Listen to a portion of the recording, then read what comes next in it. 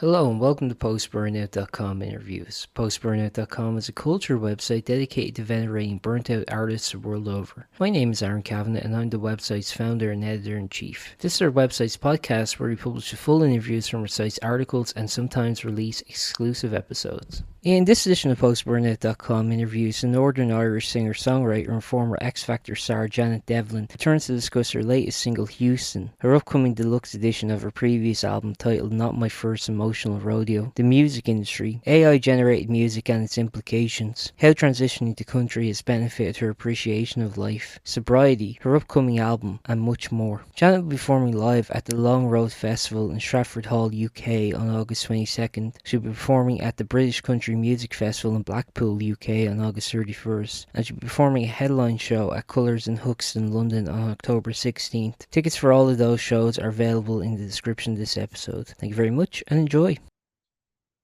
Oh, Hey Janet, how's it going? hi. Sorry.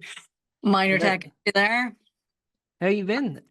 I've been good, thank you. Yeah, it's been pretty mental, but in in a good way, in a good way. How have you been? I've been fine. Yeah, I don't know if you remember, we spoke actually last November, I guess it would have been around autumn time when Emotional Rodeo was coming out. And at the time, you were kind of like talking about how, you're doing this transition to kind of country pop, and it was something that you kind of wanted to do for a while. Now we're almost a year later, which is scary to think the passage of time. So, This oh, year is just like, you know. oh, you're telling me, like, I've set all these grand plans, and then it's like, just- either they're right around the corner, or it's like, oh God, what happened to that? You know what I mean? But like, hey, you can only do your best, and you can only do what you can do. But Does it yeah, feel like it's been that long to you? Like, that the record's been out that long, or does it only feel like yesterday? kind of only feels like yesterday, but I still haven't stopped.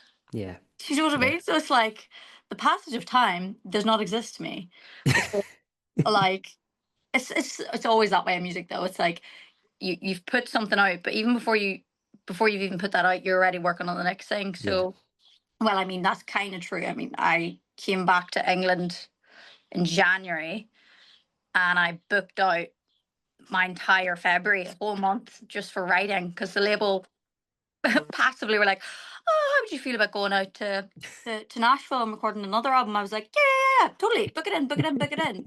Booked it in, and I'm like, "Where's the songs?" All right, so then I Yeah. just the whole month I just booked that out and was like, "All right, let's go."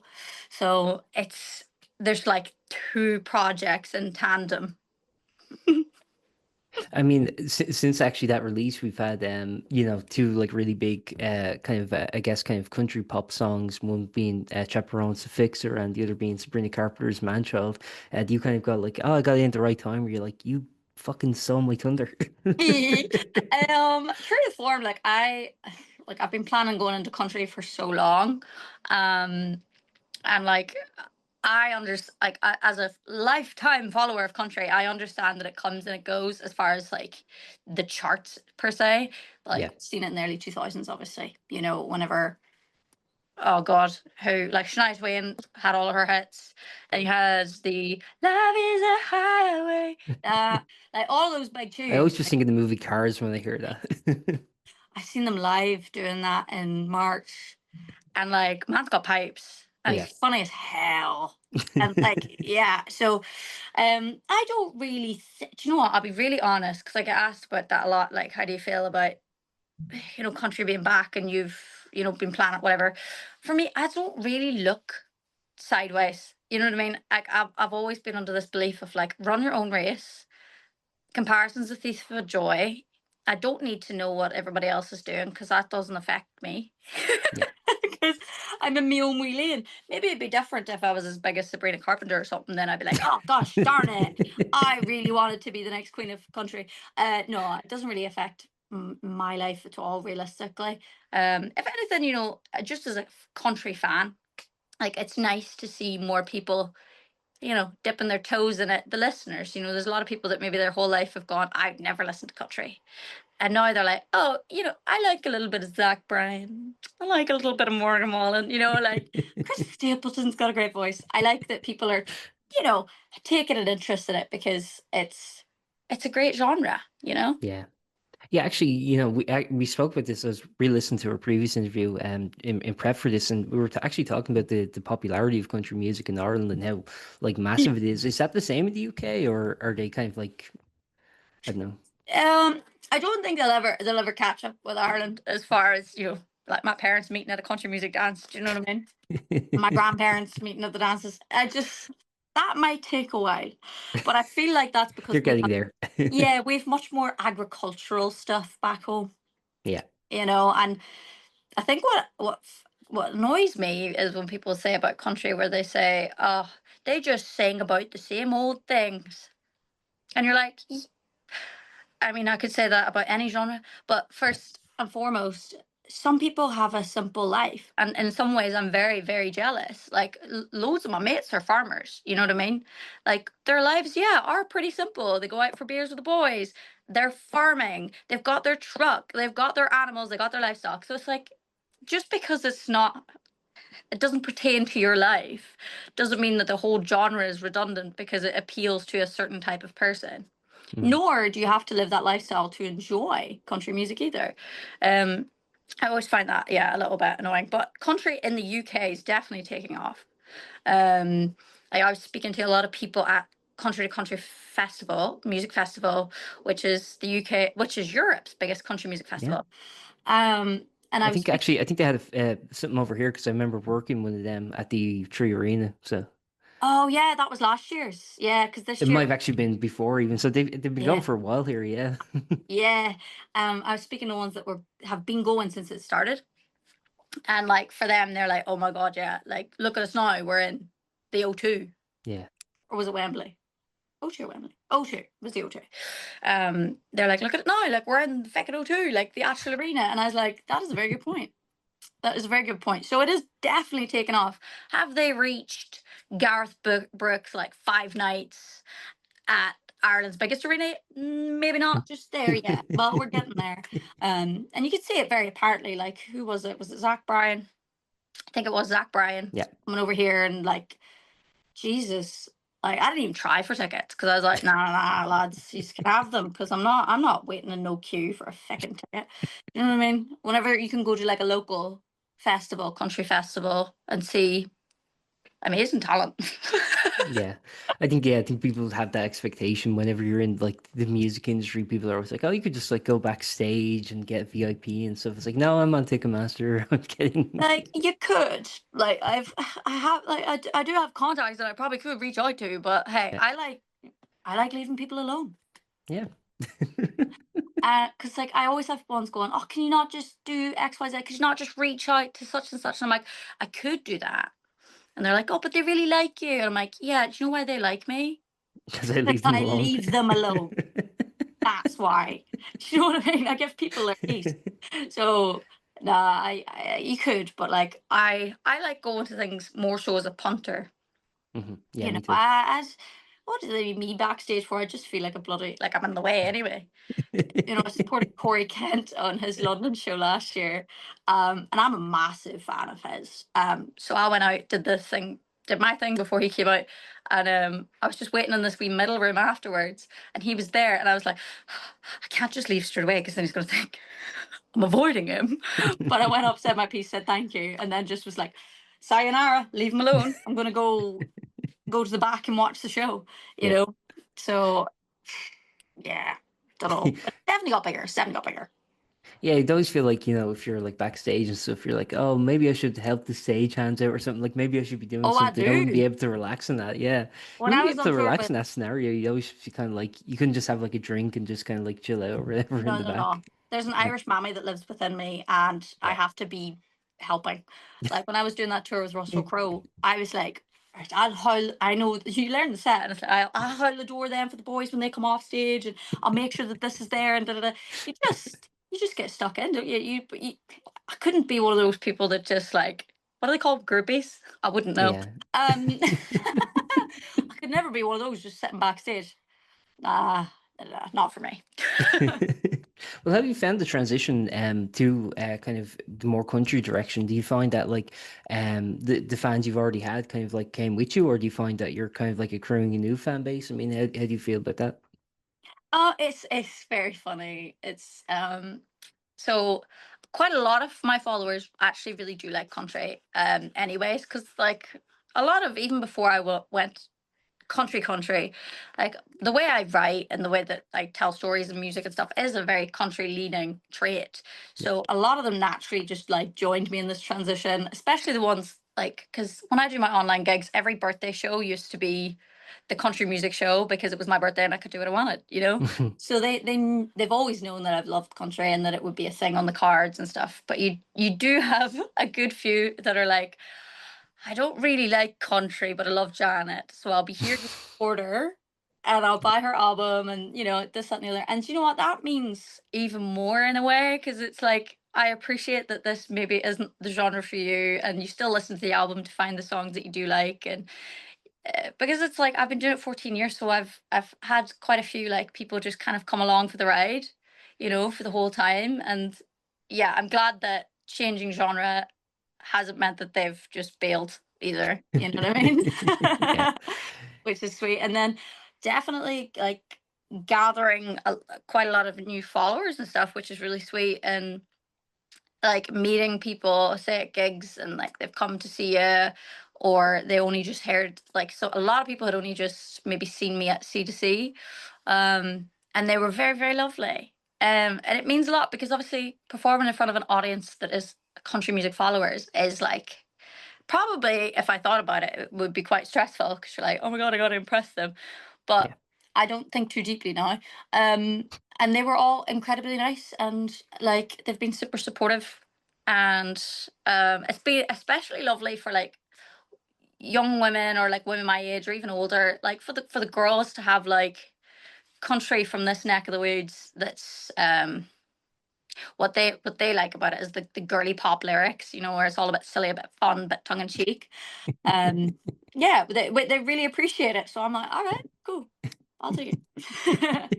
Do you find actually because like the records you've been putting out prior, I mean, were very versatile. I mean, each album was very different from the previous one. Do you find now that you're kind of working in uh I don't know if parameters is the right term, but like kind of like within the constructs of a particular genre that's made the songwriting easier? Does it kind of free up mental space to kind of just like have an idea of like not only the music but also kind of the thematics and what you could sing about, or have you found that, I guess, like working within a genre? You know what? It's easier than the Confessional album Yeah. because that was like thematically incredibly difficult to write these metaphorical songs about things that you've been through with the Irish Catholicism kind of thrown in. That was incredibly difficult. So anything from there has been incredibly easy. What's been lovely is like the writing side of things. It's brought me closer to home. And it was like the reason why I'm so glad I did the proper move to country when I did was that I'd really started appreciating, you know, the little things, I guess, that I have my parents, I have my brothers, I have my nieces and my nephew. Like I really, really do appreciate the smaller things in life. And like as a genre, you get to express that Yeah. a lot more than maybe others. Because it's not cheesy to sing about being grateful and thankful in this genre, which I really appreciate. But also on the same token, um, I'm a silly person. I love being silly. I don't take life too seriously at all. And within the country genre, I get to express that as well. Um, and I've joked about it before, but it's like I'm already an alcoholic, so I've got that wee box tick, so I can write about booze. But no, it's. I think it's easier to write because it feels closer to my life experience. Really, if I was trying to write like a pop song today, like writing about what, like going out nights out or going like living a crazy lifestyle, that's not me, mate. I'm in bed by like 10 o'clock at night. Like I'm out horse riding or I'm with my family in Ireland, and it just the whole thing feels much more aligned with who I am personally. So it just is easier. Yeah, something you said there that was really interesting is like how this change in country has kind of made you reevaluate your own kind of thought patterns. Has that been the experience for you? I mean, do you find that like just like trying to think about things to write about makes you kind of, I don't know, appreciate the smaller things in life because that's what you're kind of like mentioning there about like, you know, the stereotype, I guess, of like the simple life, so to speak. Mm. Do you find that like how you write and the kind of genre you're writing within actually reevaluates your own like perspective on life? I think it's one thing as a listener and it's one thing as a writer, right? Mm, So like I've always obviously listened to country music, love country music, and you have this element of self-reflection, you see yourself within songs, and yeah, I think that's why always country music has resonated so highly with me.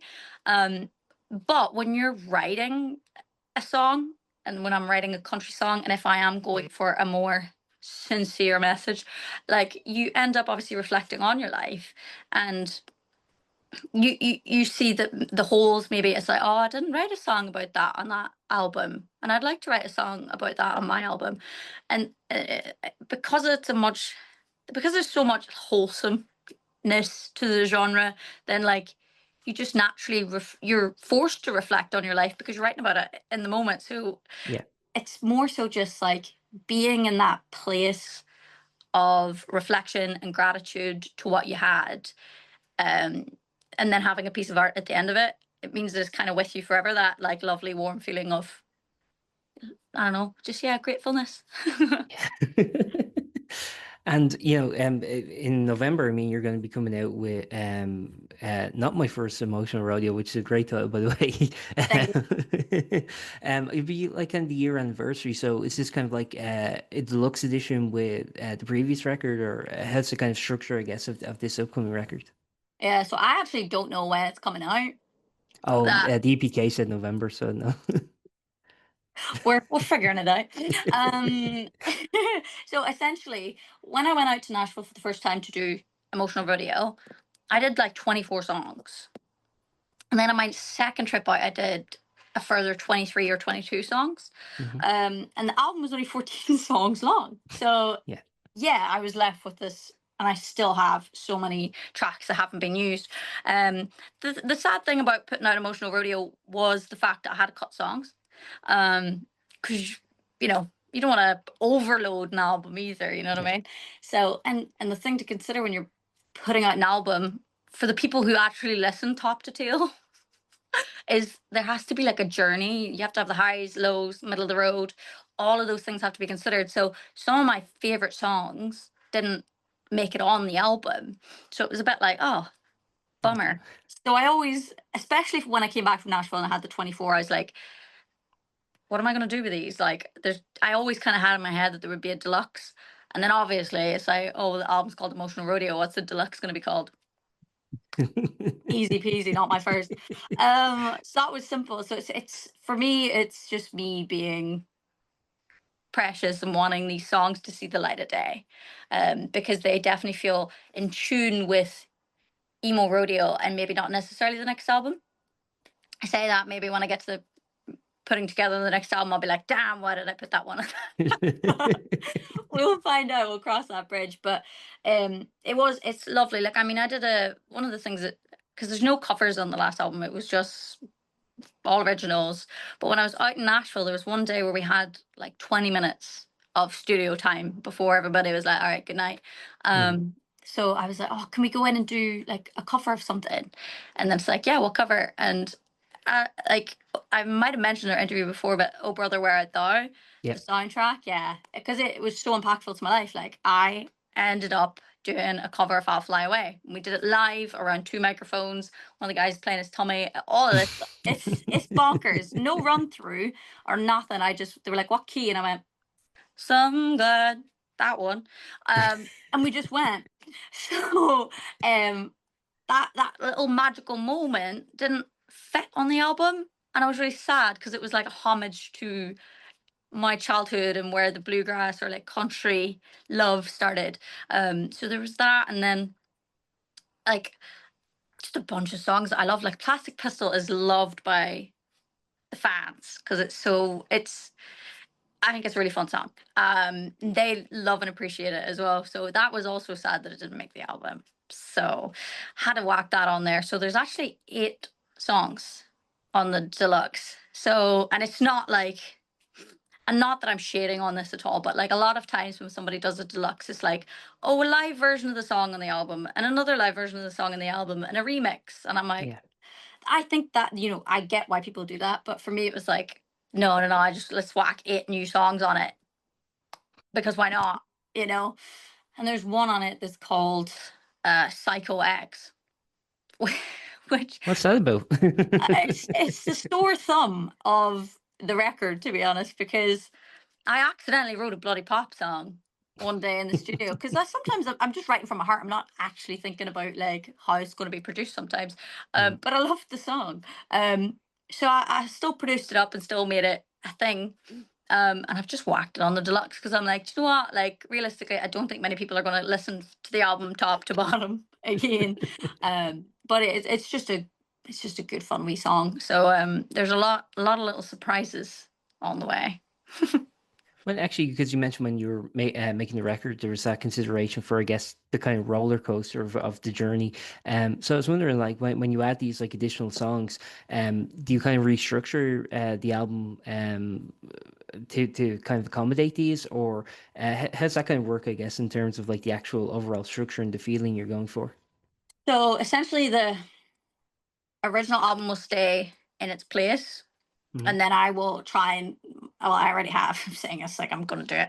I had to consider then the journey for these next tracks, Yeah. which is much more difficult, obviously, because it's 8 songs and some of them weren't put on the album because of how hard it was to fit it in the journey.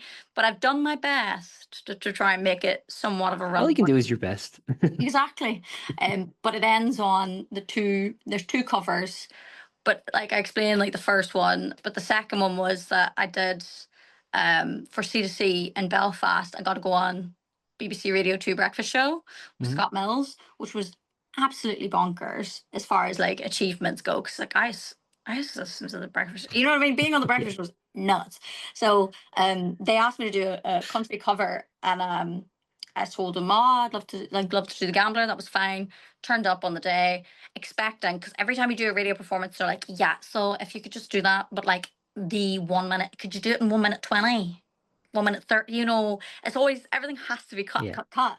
And I remember turning up and going to my guitar player, going, "Can you ask them how long we have?" And they were like, "Oh, as long as you need."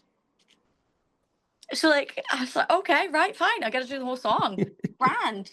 And it went down so well that they kept playing it.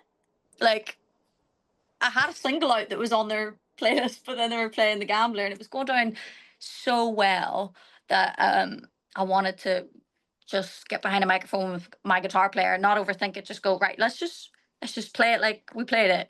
So we did, and we whacked that on the end as well because one, obviously the song is massive for me. Like it was a storybook for me as a kid, but also it was a marker of a milestone that I'd achieved. So I feel very proud of like getting to reach that level where I could do something like that. So it felt like the nicest way to like end the emotional rodeo chapter by going, hey, this is what we managed to achieve, guys. Mental. When it comes to the new songs, I mean, the first one that you chose to release was Houston, which came out this month actually, rather. Sorry, I'm thinking three Oh, it was dimensionally last week. It was last week. So last you're, week. you're Yes. on the right thought there. Yeah, no, I'm always like my perception of time, as I said, is all Mhm. skewed. So I'm always like thinking three dimensionally and stuff like that. So, The concept. It really is a concept. why did you decide in this one to as kind of like I guess first introduction to these kind of like new batch of songs? Do you know what? I'll be honest. So I wrote this for the new album. Okay. But when I came back from Nashville, I talked with the label, and they were like, how would you feel about putting it on emo? And I was like, do you know what? No fight, no how. I was just like, that kind of makes sense, and I get it. Um, and then I heard what we did in Nashville, and it was like um much slower tempo. It was much more traditional country, like a devil may care kind of track. So if you like shaved like 15 BPM off the original, or you added 15 BPM, that's kind of where Houston sits now. Yeah. And that was solely because like I was like, ah, I wonder what it would sound like sped up. So I sped it up really garishly on my computer. And was like, oh, it actually could be a bit of a wee pop country thing. And I think um when I pitched it, I was like, oh, because we could put the pop version on emo, and then we could do the old timeier version for the next album, and that seems to be what I'm going with. So, because also I was trying to consider when I'm looking at timeline, I'm like, when am I releasing that? Oh God, July, summer, cheekers. So I was like, oh well, then a bit more of a pop country thing might work. Just as far as I have to obviously make loads of content, loads of videos, and blah blah blah. Blah. And I'm like, well, I don't want a ballad. Yeah. Like when the weather's nice, I'll do the ballads in the winter. Do you know what I mean? So Yeah. it just seemed to make sense. So yeah. Yeah. So I mean, it seems like with the construction of this like record and the way you're kind of like talking about it, I mean, it seems very like easygoing. Is that how it feels to you? I mean, does it feel like really, I don't know, like really, I don't know, like really kind of just like casual and kind of like relaxed, or is it much more calculated than you're kind of giving it credit for?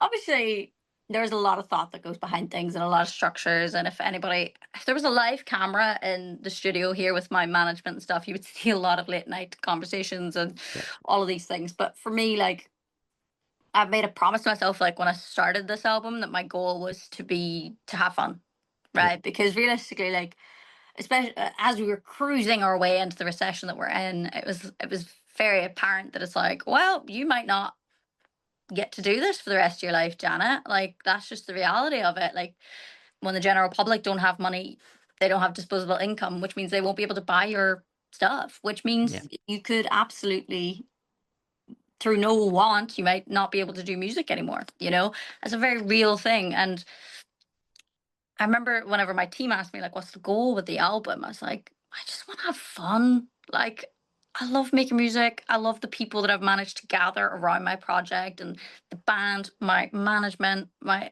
American label, and all this. Like, it's very family vibes. And I feel like getting overly stressed on the minute details didn't feel like the energy I wanted, especially after Confessional, where it was all very calculated and considered. And you know what? I think that mentality of like, let's just have fun. It doesn't mean that I'm not working hard. It doesn't mean that I'm not thinking and thinking and thinking about everything that's going on and whatever. It just means that when I can have fun, I should absolutely embrace it with open arms. And I try and when I'm working with the band and filming content and all these things, like I try to make it fun, because then I'm just having a silly old time, and yeah, it's really worked. And I think because it's authentic that I'm actually having a good time, I feel like it's rubbing off on the people that are listening to it, or like the people that are tuning into the social media and stuff, that it's like I am just here to have a good time. Because nobody wants to see somebody stressed to the hilt. Nobody wants to see an artist going mental. But like I've never expected a lot from being in the industry, and I feel like getting to a place where I'm just having fun and then all this good stuff happening, I don't think is a coincidence. You know what I mean? And it's just made it just a wee bit. It's just made it so much more worthwhile, and just I was happy when I started it and we had nothing, and I'm even happier now that it's been going super well. So I feel like I'm just trying my best to accumulate all the happiness and the joy and the fun that I can while I'm here. yeah. No, and for me, it seems like I guess like the reward almost for like all the work you put in, like as you mentioned, like doing the confessionals record. I mean, like how arduous and how personal that was, and really kind of exercising demons in a very kind of public form. It seems like now, you deserve to kind of be able to just enjoy what you've always wanted to do. Yeah, exactly. Finally let my hair down. But no, I it's won't. it's great. Like it is great, and I try not to take any day in this industry for granted, especially Yeah. the older I get, and like the more I'm clocking up the years. Because what's this now? This is year 14 of doing it, and it's mad. Never had a job in my life, so I'm just piling on to it while I can. Does it actually feel like you've been in the industry that long? Again, we're talking about the perception of time just melting away, but I do notice actually because we're of a similar age. I was born in 94, so I'm 31 now. So I think we're of a similar age. And one thing I noticed actually as I kind of get a little older is that, time isn't as infinite as I thought it once was as a kid. Yeah, I mean, I've been in recovery now 10 years as well. So, like, getting sober and straightening myself out. And there's almost like these two timelines that go alongside each other, which is like my personal growth and getting to the bottom of my issues, and then my music career. And it's so funny how they kind of like run parallel to each other. Yeah. And especially over the last couple of years, like ironing out my issues and finally feeling balanced and finally feeling happy and all this kind of stuff. Like, I time goes quick, but time also goes incredibly slow. Especially when you're trying to battle your own demons. Um, but I think more so now, obviously, that whole like time flies when you're having fun. It definitely feels like a blink since I've released the first single of Emotional Rodeo to now. Um, but again, I wouldn't change it, because it's just been a whirlwind. But I definitely think, well, obviously, whenever I was going through all the stuff and trying to make music at the same time, time went very slowly because everything just felt arduous and hard and whatever. And now that I'm just actually working hard but having fun, it just seems to go a wee bit quicker. Do you enjoy like doing the external stuff like the TikToks and things like that? I mean, are these things that because I speak to different artists and they have different relations with that. Some really enjoy it. They think it's a lot of fun. Others think it kind of distracts from the art you're trying to make. How's your relationship with that? I mean, in terms of like doing the music videos and the social media and things like that. Because the last time we were speaking, you mentioned that like all the social media accounts you manage, it's all you. So, do you find that that takes time away or Do you know what? I've always been an internet kid. I yeah? have like my YouTube channel was made in 2006, and I think I started posting in 2007, which is mental. Like, I've always enjoyed the internet as a creative outlet. Um, and I do get a little bit frustrated when I hear video after video of artists complaining about having to do social media and stuff. Especially like independent artists, like unsigned artists or whatever. Like, because I have been in this independent boat, yeah, for 14 years. You know what I mean? And like, never have we been in a position where it's an equal playing field. Is it perfectly equal? No. But do you have a higher chance of doing well now as an indie artist? Absolutely. And I think people take like have just lost sight of that really. I hear a lot of people complaining about having to make TikToks or having to do live streams and things like that. And it's like, fine, then don't. What Yeah. next? Like, do you know what I mean? And it's like they go, oh, well, people didn't have to do this back in the day and back in the day and back in the day. It's like, back in the day, if you didn't have a major label sign you, No one good would luck get to your you. stuff. Yeah. That's it, career over. So, Yeah. are you signed to a major label? No. Okay. I don't quite understand the anger at it. Like, I get that it's very time consuming. Do I have a life? No. Like, I I'm like, I've been doing it this way though for years. Like, I mean, I started re-uploading to YouTube again in like 2013, doing the vlogs and doing covers and all of these things. I used to follow the YouTube schedule of posting 2 full videos a week, sometimes 2 music things or 2 vlog style things, which is a lot of editing and it's a lot of work and stuff. So I'm kind of used to it. But like, yes, is there times where I'm like, oh, I don't have to film a TikTok, but realistically, it's fine. Like, like the world's like not gonna end. Do you know what I mean? Yeah. And like I think it's because like maybe it's because I don't have like a persona per se. Like, I'm only ever just being myself, whereas I understand that some people are a bit more like arty with it, and they have a certain look, and like they only give so much of themselves to it, and like the rest is maybe artistically created. That would be different. Whereas like I remember the night my album was coming out, I didn't have a video to plug on TikTok. And I literally just made a video where I was like crying because I was like, I really wanted to have something clever and fun and flashy, and I don't. But like, here's my album, and I love it. If you could go get it, like, please. And that did really well, but it was because it was just like it was honest because I Yeah. really didn't have a video to go out to plug the freaking album that was out, And I think that people appreciate just like authenticity Yeah. a lot. And the whole rule of thumb on the internet, anyway, is that the thing you put a lot of love and a lot of work into, nobody cares. The thing that you took 5 seconds of thinking about and filmed is the thing that will go viral. Yeah. So, like, Yeah, there's such like an arbitrary nature to virality, isn't there? I mean, like there's so many people who like like get paid very well to hmm, calculate that kind of stuff, but I just think it's like it has to happen organically. Like I think you can't predict it. It's like predicting the lotto numbers or something like that. You just don't know for definite, you know? there's no definites, and I do respect people that are selling this gig of like, I can help you go viral.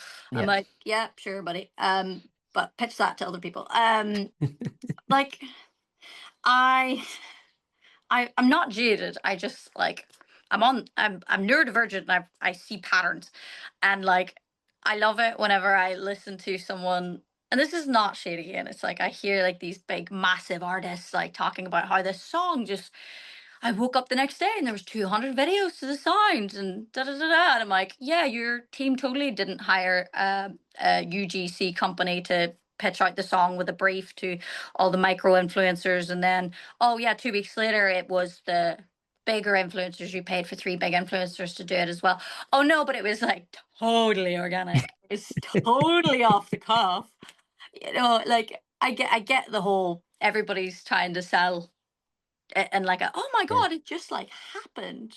Yeah, you know what's really like sneaky? I'm seeing like a lot of like advertisements now that are kind of like trying to sneak in advertisements as if it's like organic content. It's very strange. I'm noticing that a lot now. Like a lot of them are like using like meme formats and things like that. I'm always like, all right, like this seems like a little unethical to me, but I don't know. Yeah, I I think guess it's you're not more. breaking the law, I guess. Yeah, I mean, I see it and I understand. I also like there is a blurry line in the music industry as far as pitching to companies that have influencers, micro to massive.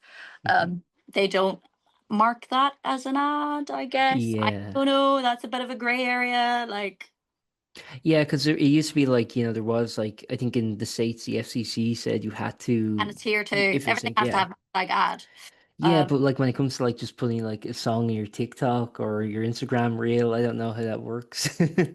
So I would prefer it stays non-ad disclosed, I guess, because at the end of the day, like it is literally a song in a Yeah. TikTok. I guess like it's not really an ad, like because then everything would be an ad.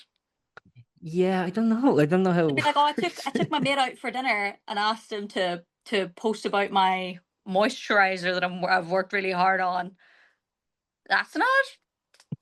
I don't know. It's a bit of a blurry line, but I do understand it as far as like I would like under the table deals with like makeup companies and stuff. That stuff wigs me out. Like I like that it Yeah. is marked as an ad, so I can skip by it. Do you think people are like discerning enough now to kind of know that? Because I do think actually people are a lot smarter than like people are given credit for. Oh, I, Like it's weird, but like you see like now actually with the proliferation of AI, people are able to like sniff it out really quick. yeah, So I don't know, like how do you feel like? Because you said you're like an internet kid. Like now there's a lot of like new kids that are coming up on the internet, and I don't know. I don't know if they're gonna be like receptive because like my mom, for example, keeps falling for like AI stuff whenever she's online. I always have to be like, that's AI, just so you know. So I'm like, yeah. But I it's can't be too hard. sanctimonious because give it a few more years and I'll be doing the same. So yeah, I know, I know. I think it's a bit of like it's a weird one. It's almost like the more time you spend on the internet, the more easier it is to like recognize that certain things are not what they seem. More of that person definitely got paid under the table for this thing yeah, and X, Y, and Z. You become more familiar with it. Like AI is obviously a whole different beast. Like I can spot an AI song a million miles away, yeah, but it's going to just get more difficult. And then that's the plus side is realistically at the end of whenever AI gets so good and people can't tell the difference, then you have to ask yourself why you're consuming a certain art form. Like, is it a movie? Is it a song? So if it's a song, it's like, so you like how that sounds, okay? But like, Are you the kind of person who actually wants to hear the human experience from a human being writing about their life, where you may resonate within it? I don't really feel like that'll go away, but like, who knows? Yeah. Who knows at Who all? knows? Like, yeah, Yeah, it's a weird time we're in. I'll just say that, I yeah, guess. definitely. Are you could I ask, are you optimistic for the future of music and things? I mean, because you're saying like the kind of more equalizer now is like people can just upload something like DistroKid or something like that and have their music, readily available across the world. But part of me also thinks like, and I was thinking about this years ago with like YouTube, for example, where you had like content creators and they could just, if they got their stuff flagged or whatever, like reported for like copyright or something like that, they like their whole livelihood could be at risk. You're not like actually an employee of the people you work for. I know, for Mm. example, you're a Patreon creator, Yeah, and that kind of gives people some semblance of stability, but also, you're kind of at the whims of people just like donating monthly and stuff like that. Do you think there's any stability, I guess, in terms of the future of what you're doing, or is it all just kind of like up in the air?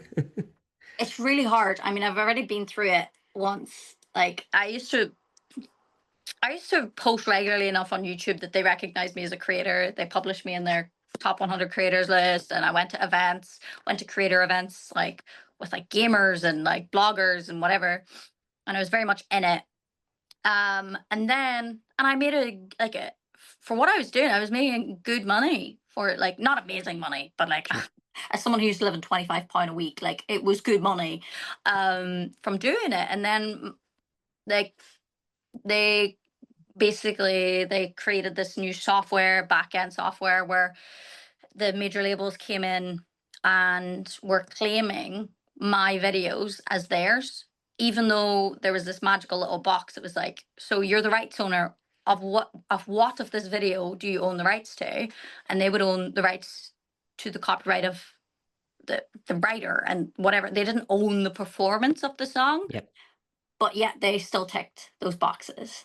And someone might say, "Oh, but maybe it was a computer." No, I when I got the reports in, it would say that it was manually done, and basically overnight and within about 6 months, especially, like all my big viral YouTube videos, my viral covers that I actually used to put time into and like change the chords and get a pianist in to play it, and then I would sing it live and I had a good wee thing going. I lost all my revenue like overnight, essentially. So I'm I'm not new to having livelihood stripped away. Um, it's definitely getting harder. Like the music industry, what people won't tell you is that it's literally crumbling within itself right now. I'm watching people that I've known over 10 years, 14 years, whatever, like long timers, that have been here since they could get a job in music. They're leaving. They can't do it anymore. Like they're overworked, underpaid, underappreciated, and it's every day now. Every day I'm watching people leave, and I do not blame them at all. I'm just sad. I'm watching artists that I grew up listening to that have always been independent having to quit, having to go get a job. Um, it's really sad. It's really really sad, and like I I was aware of this like the 2 years ago when I started the album. And that's why I was like, I want to have fun because realistically, it's like my days may be numbered here in the industry, um, just like anyone's. And it's hard to watch because the price of an album hasn't gone up in like 30, 40 years, but everything else has. The cost of a studio, the cost of a musician, the cost of everything has gone up. So at some point, we're probably going to go back to, if you don't have a major label deal, then good luck to you. Yeah, even then, like one thing that I thought was kind of a positive form was that like now, artists are doing licensing deals rather than like the labels owning their records. They would license it for a period of say about 5 years, and then the ownership would retain, would go back to the artists. And I always thought that was kind of like, I don't think that was an altruistic move It's necessarily on great. their records, but It's great on paper, yeah, but the thing is, if you sign with a label, like you walk away sometimes with millions on millions of pounds worth of debt. Yeah. And then it might not even be millions, but it might be like 200 grand. How are you going to pay that back? You know, Yeah. it's so yes, in theory, it's like, yeah, you got to own your stuff in a couple of years. You're never going to own your stuff, you know? Yeah. And like, you see it obviously then when you get to like the top end of things as well, like massive artists that like everything comes under that debt. So like not only the making, but the marketing, and not just the marketing, but the touring, and not Hmm. just the touring, but the videos. Everything falls under that bracket, obviously, unless you're paying for it yourself. So I don't know. I don't know. Like it's it's a very weird time. It's a very weird time that I don't think, and rightfully so, the general public don't think about it because, hey, guess what? They got enough on their plate. They're trying to feed themselves in this economic crisis and Yeah. global weirdness, is all I can call it. Yeah. A There's lot of bad stuff happening at the moment. because even sometimes I catch myself thinking something, and I'm like, Janet, catch yourself on. People are starving. No Yeah. one cares because at the end of the day, like art is made by the artist for the artist. At the end of the day, like nobody, you're entitled to nobody's time, and that's fine. Like the industry owes you nothing, the universe owes you nothing. You're choosing to do this. You understand the risk. Like, but I think that's why emphasis is more on like doing what you love and doing the music that you love. Like, and that's always been like hammered home to me that it's like at the end of the day, it's your name above the door. And if you don't like the single or you don't like the song and you don't like the direction, there no one else is going to care in 10 years time, but you will.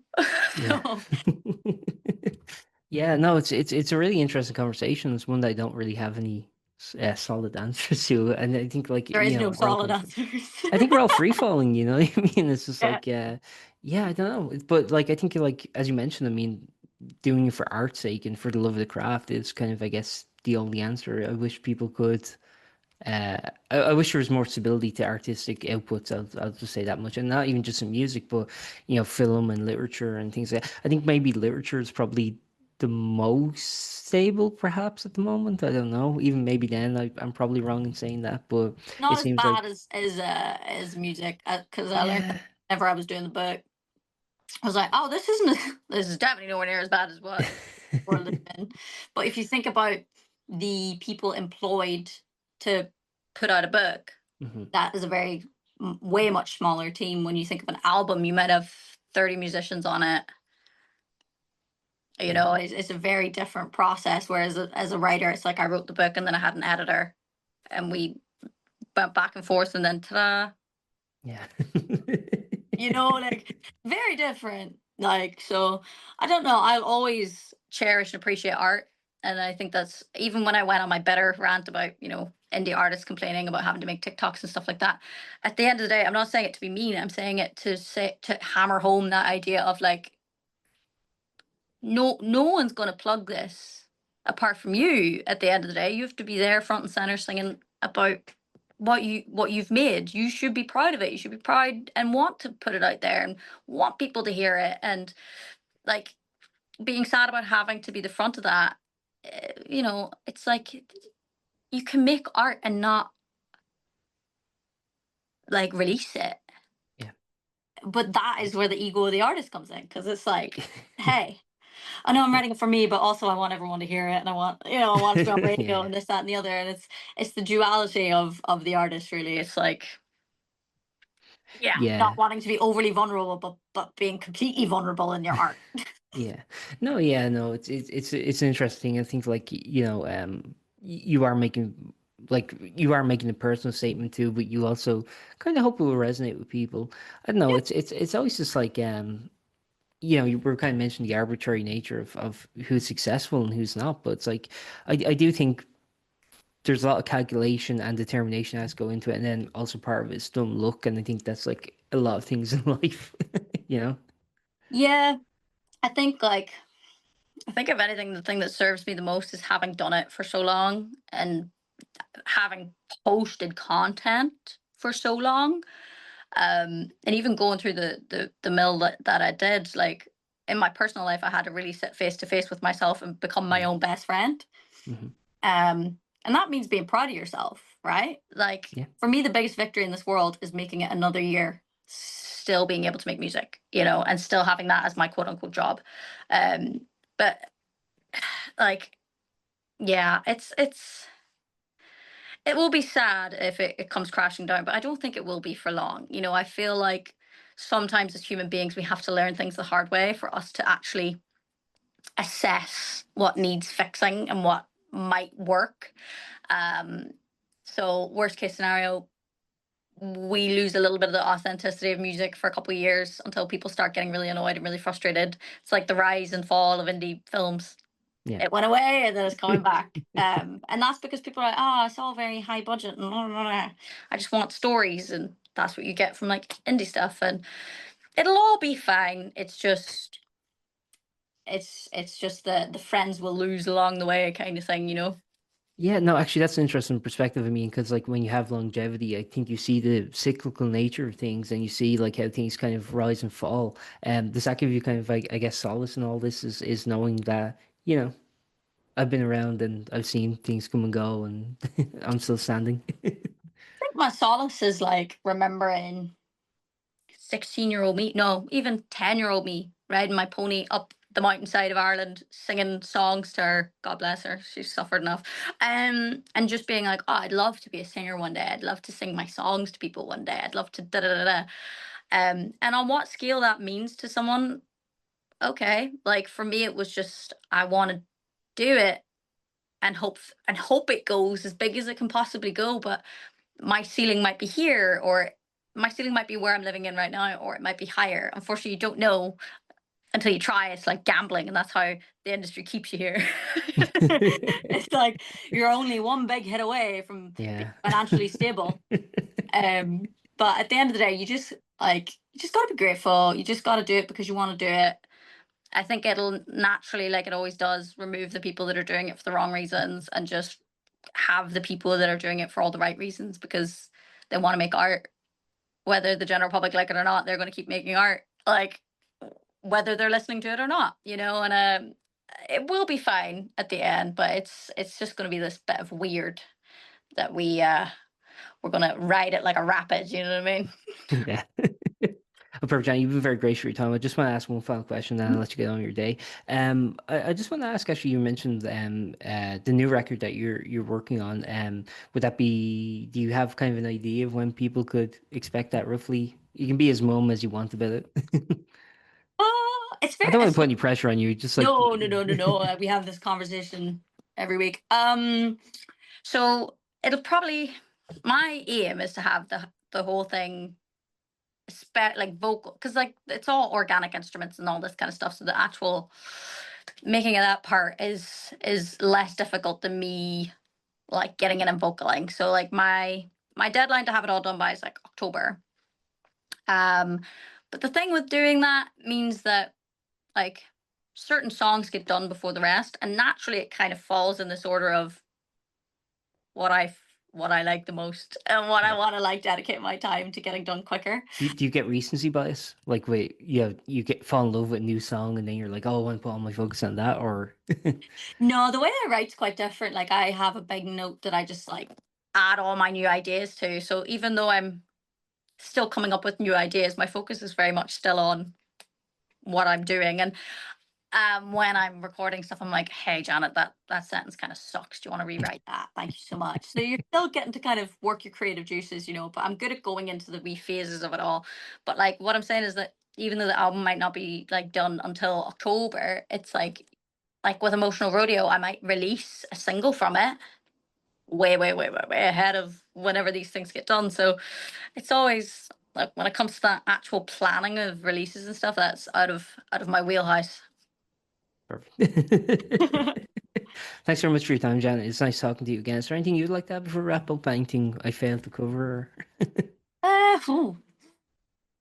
No, I think that's it. We talked about like that I'm making content, still making music, all the things. I mean, probably that depends where it's going out, but I know I've got a big gig in London, like for myself, like my own gig in October, which would be nice to plug because we did one last year for the album release. It was so much fun. So I'd love for more people to, if they didn't know, to know about it, because like everyone was like, "Oh, I missed it. I'm so sad." I'm like, Jesus Christ. I'm trying my best, goddammit. Like, I'm plugging it every day. I don't know how you missed it, but people have lives. Yeah. So Yeah, do you want to plug it? The venue yeah. and the date now? Yeah. Oh, don't. I always get this one bit confused. I might just get you to just put it in if that's all That'd be right. perfect. Yeah, I'll put it in post. Thank you so We'll much. fix it in post. Yeah, thank you. Thanks very much for your time, Janet, and enjoy the rest of your day, and best of luck with everything you have coming up. Oh, thank you, man. I really appreciate your time too. So have a good day. You too. Bye. Bye. Thank you for listening to that episode of Post-Burnout.com interviews. We're available wherever you get your podcasts, so we hope that you enjoyed and would consider subscribing, giving it a like on YouTube, or a rating anywhere else. We also have some exclusive episodes only available on Spotify, which features interviews with the likes of Kim Deal, Ron Mail of Sparks, Jacob Slater of Wonder Horse, Maria Kelly, Gavin Friday, and many more. So check those out if you're so inclined. Otherwise, thank you for listening and see you next time.